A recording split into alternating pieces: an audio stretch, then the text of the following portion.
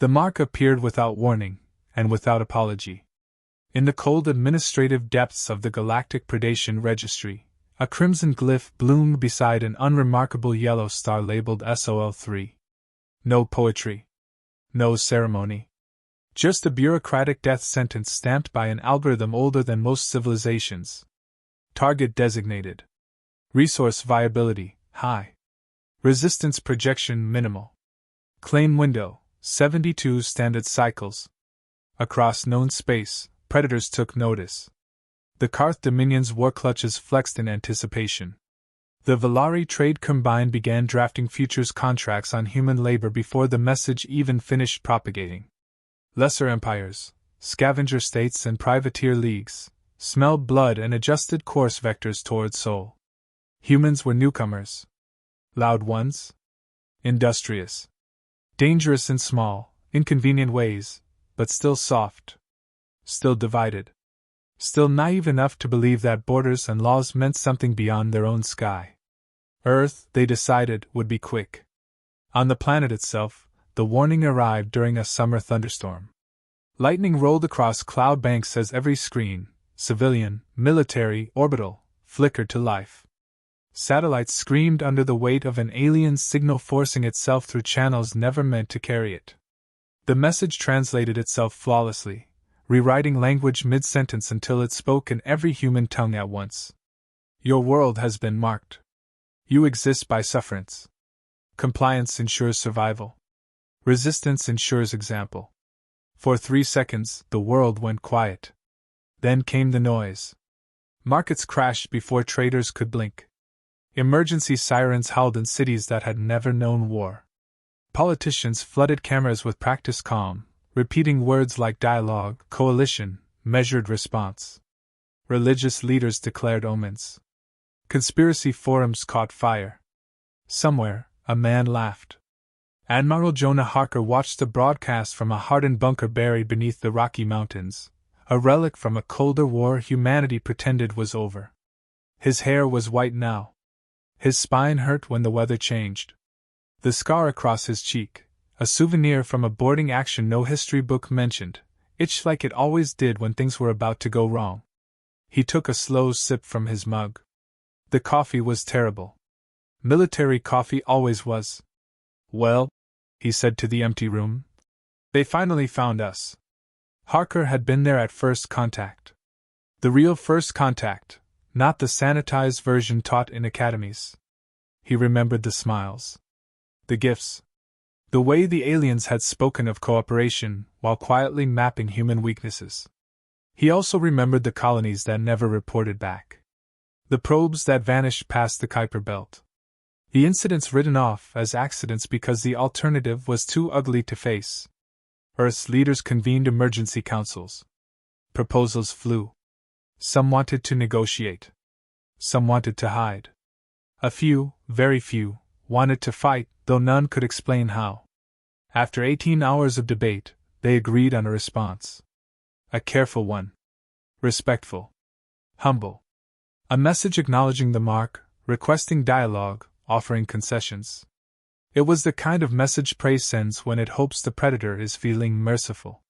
Harker watched the draft scroll across his screen. He reached out and pulled the power plug. The room went dark except for the glow of old status lights. No, he said softly. Not again. He unlocked a sealed terminal using a biometric key that technically no longer existed. The system hesitated, as if surprised to still recognize him, then opened a file buried beneath layers of deniability. Protocol, frenzy. Status, dormant. Authorized by J. Harker, Emeritus. A younger officer entered the bunker, breathless. Sir, with respect, you can't just. I can, Harker said, not looking up. And I am. He scrolled through plans written across decades. Contingencies layered on contingencies. Not invasion strategies. Not defenses. Responses. Humanity had never planned to conquer the galaxy. It had planned to survive it. At 48 cycles, while alien fleets were already burning toward Sol, arguing over who would get which continent, Earth sent its reply. There were no diplomats. No flags behind polished podiums. Just a single human standing before a scarred steel wall, a faded Earth emblem bolted crookedly behind him. He wore no medals. His eyes were tired. His voice was steady. The broadcast was unencrypted. Galaxy-wide. "To whoever marked our world," the man said, "you made a mistake." Somewhere in the void, alien analysts scoffed. "We received your notice," he continued. "We've reviewed your registry. Your history. Your habits." He paused, just long enough to be uncomfortable. "You call this a claim window. We call it a courtesy." The feed cut briefly, static washing over the signal, then snapped back. "Earth is not unclaimed territory. We do not exist by your permission." His gaze hardened. "If you come in peace, turn around now.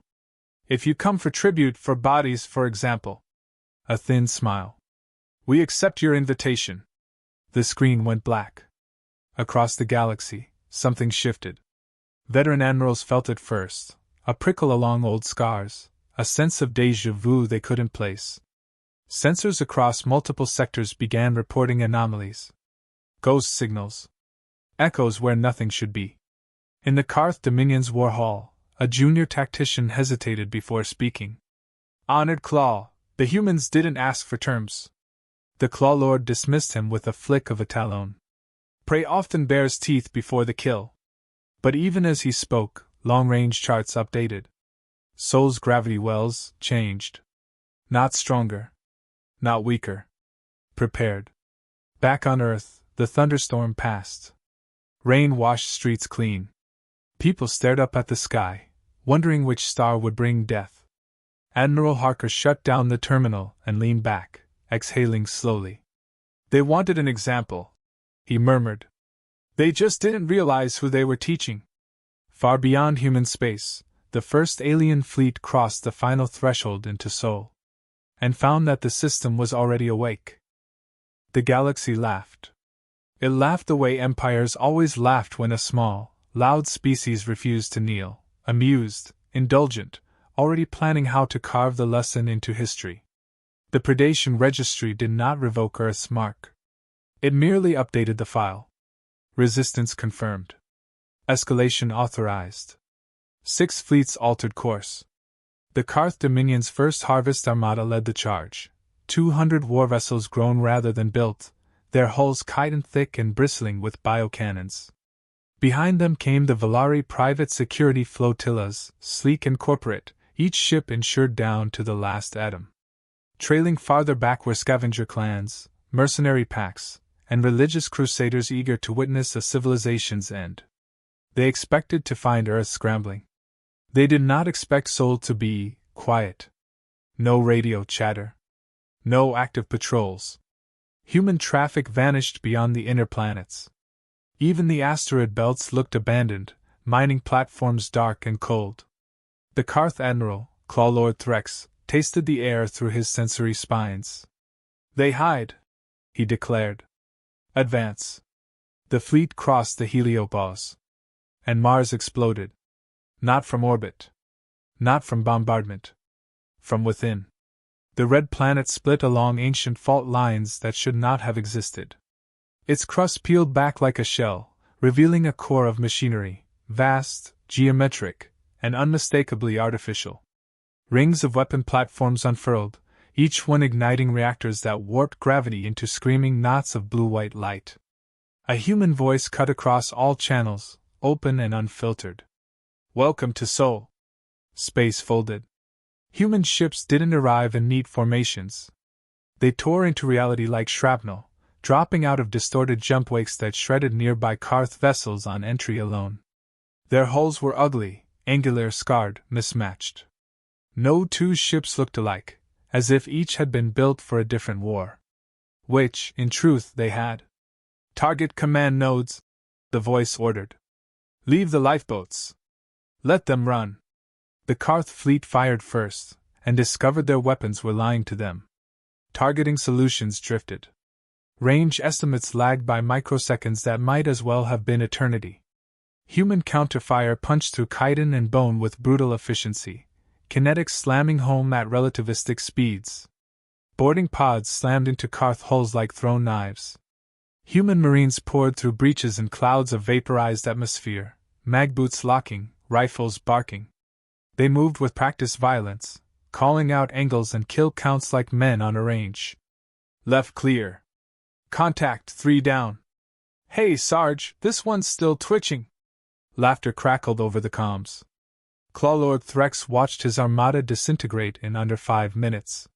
He attempted to signal retreat. The signal never left his ship. A human cruiser, its name painted crookedly along the hull, punched through the Karth flagship's flank and disgorged a single boarding team. They reached the command chamber in 90 seconds. The team leader, helmet scorched, stared down at Threx's massive, bleeding form. "You marked our world," she said, activating a recorder. "Now we mark you." She turned and left him alive. When the battle ended, Sol was littered with debris and screaming escape pods drifting sunward. Human ships did not pursue. They documented. Footage flooded the hypernet. Raw. Unedited. Human marines in close combat. Human pilots joking as they killed. The ugly, intimate truth of what resistance looked like. The galaxy's laughter died. Trade routes froze as insurers pulled coverage. Border systems lit up as old rivals accused one another of secretly backing Earth.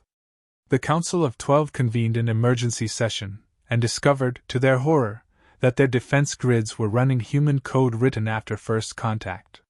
Someone had been inside their walls for a long time.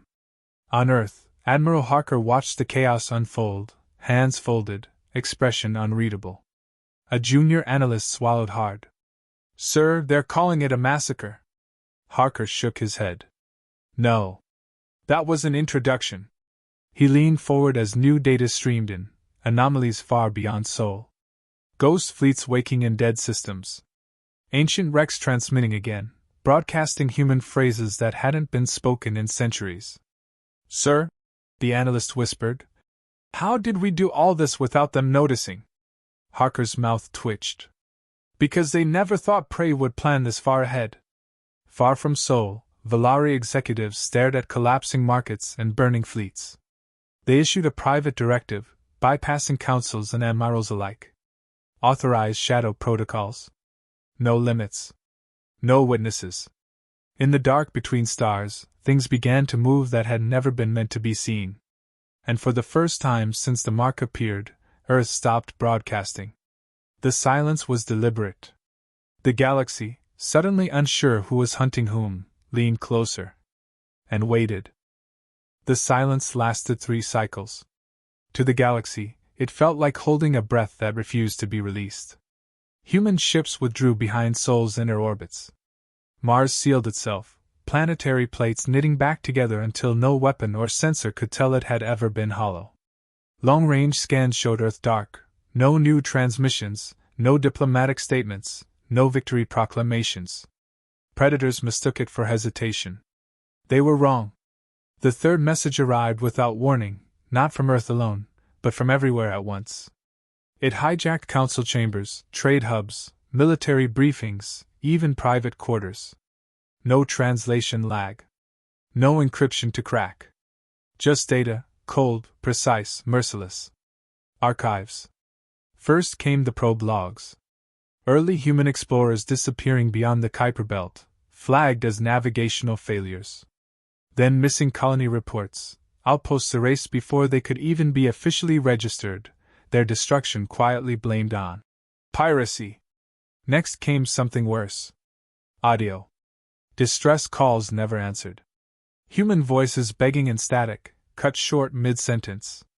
Dates stamped years before the galaxy acknowledged first contact. The truth assembled itself piece by piece. Humanity had been noticed long ago. Studied.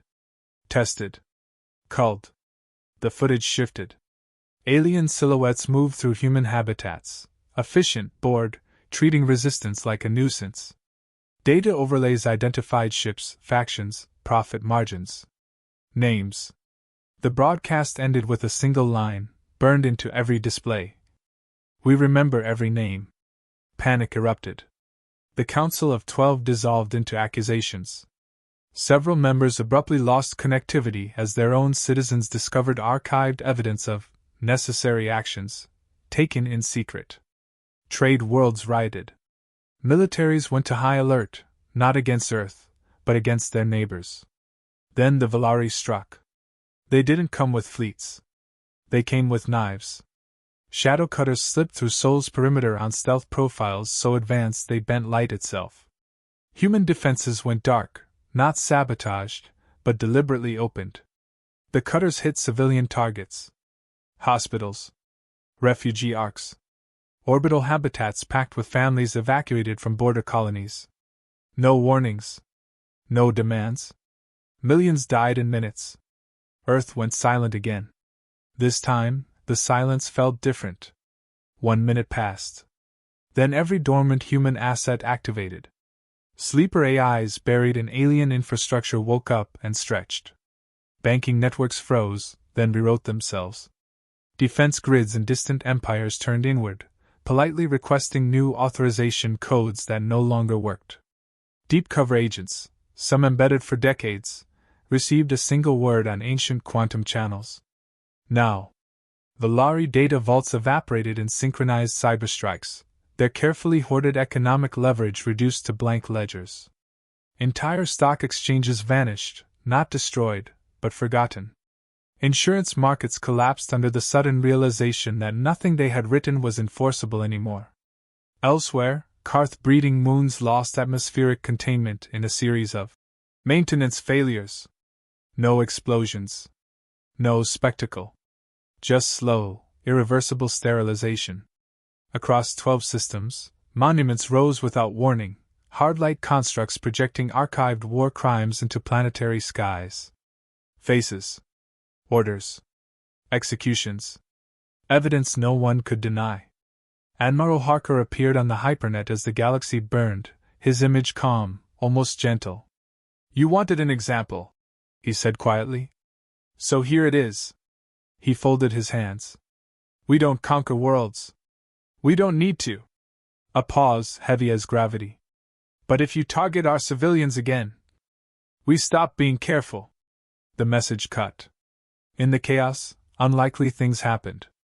On a shattered trade station drifting between systems, a human negotiator and a Valari intelligence officer took cover from decompression alarms. They argued about blame, about lies, about whether survival required surrendering their species' myths. They laughed once, breathless and shocked that they could. First contact, twisted and fragile, blooming in the wreckage. War, it turned out, had a cruel sense of humor. As the fires spread and old powers cracked, a realization settled over the galaxy.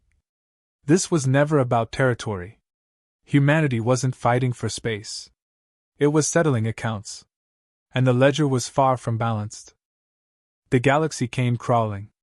Not with fleets. Not with treaties. With pleas. Fragmented, desperate, bargaining for scraps of mercy. Earth did not answer, at least not at first. Humanity didn't negotiate in open chambers. Humanity corrected. Some empires were spared because they were clever, useful, or fast enough to hide their mistakes. Others were dismantled, left to stumble through the ruins of their infrastructure and fleets, learning too late that the predator they underestimated was never a predator at all. It was the storm. The predation registry, that ancient ledger of conquest and submission, vanished. In its place, beside Sol, a new notice appeared in every alien archive and civilian console. Restricted. Do not provoke. Humans respond. Admiral Jonah Harker retired again, for real this time. The scars on his face itched less, the ghosts of old wars whispered less loudly. He walked along a quiet hill, overlooking the plains below. Above him, human ships patrolled lanes once thought too dangerous, guarding the void with a precision that made diplomats weep and generals hide their heads in shame. A reporter approached, her recorder on. "Sir, was it worth it?" Harker looked out at the sky, at the ships moving like silent sentinels, at the unspoken warnings etched across the stars. He thought of Mars cracking open, of Karth fleets shattered before they knew why, of Valari's shadows burned to ash. He thought of every name humanity remembered. He nodded once. "We didn't start this," he said. "We just finished it." Far beyond Sol, alien children were told stories of the blue world that smiled, waited, and remembered. Stories of the species that accepted a challenge and turned it inside out. Stories with dark humor, whispered warnings, and lessons too painful to ignore. Somewhere, a Valari mother hid her child as the stars above her capital flickered with evidence of her ancestors' crimes. Somewhere, a Karth scholar rewrote history to hide what they had witnessed. And somewhere, humanity slept, not triumphant, not vengeful, but ready. Earth had been marked as the next target. Instead, it became the line no one dared cross again. The universe had learned, humanity responds. And when it does, the galaxy shivers.